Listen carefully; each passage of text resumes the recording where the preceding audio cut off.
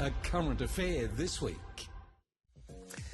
Welcome back. Israel is accusing Hamas of breaching the terms of the ceasefire deal after the Palestinian militant group failed to free a civilian hostage. For more, we're joined by Australia's former ambassador to Israel, Dave Sharma. Dave, good morning to you. Morning. This was always a pretty delicate agreement, right? Do these cracks suggest that this could collapse, this deal? I think it is a very delicate agreement, and bear in mind it's not a permanent ceasefire agreement. It only lasts for 6 weeks. Now, the hostage release is part of that, but I think we're already seeing disputes over the order in which these hostages are released. And bear in mind there's also a ceasefire agreement in southern Lebanon at the moment, which was meant to end on Sunday, hasn't been extended, and there are also disputes about whether that is being honoured or not. If For some reason it's broken, is the Middle East broken? No, but I think it's going to take more than this ceasefire agreement to resolve some pretty deep-seated and fundamental conflicts. I mean, you can see from the release of the hostages that Hamas is basically still the dominant governing authority in Gaza.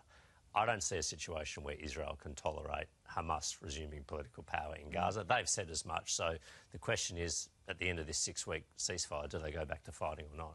The point you raised there, Dave, is a valid one. What happens next, right? I mean, Donald Trump seems to have this theory that he can get rid of as many people from Gaza as possible into neighbouring countries as refugees. But is that really the plan? I don't think that'll fly. I mean, Egypt sees Hamas as an offshoot of the Muslim Brotherhood, a banned political movement in Egypt. I don't think they will want to take 1 million Gazans. And Jordan has had their own uprising, the Black September movement, almost 60 years ago. So no one wants them? No, and I think, look, the Palestinians are entitled to self-government in their own land, but not by a terrorist extremist organisation. I think that's the point here. What we need to be focused on is what is the governing authority that replaces Hamas.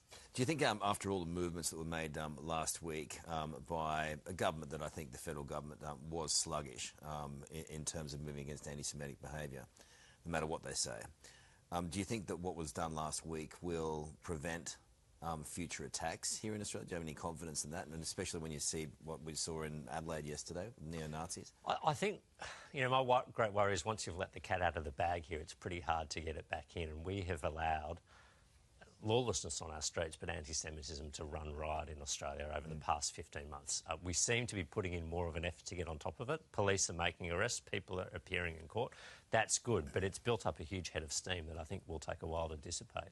When you say we've allowed it to happen, was it sort of unexpected, what we're seeing?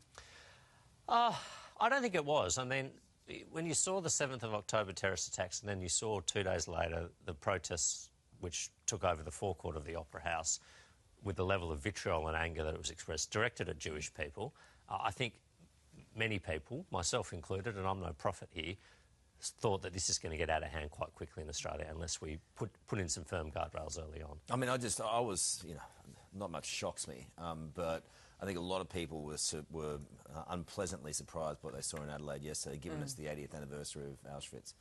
Oh, yeah, shocking. I mean, look, there's neo-Nazis marching. They are just as unacceptable and they should be condemned and arrested and dealt with the full force of the law just as much as anyone who's torching a synagogue or, you know, bombing a childcare centre.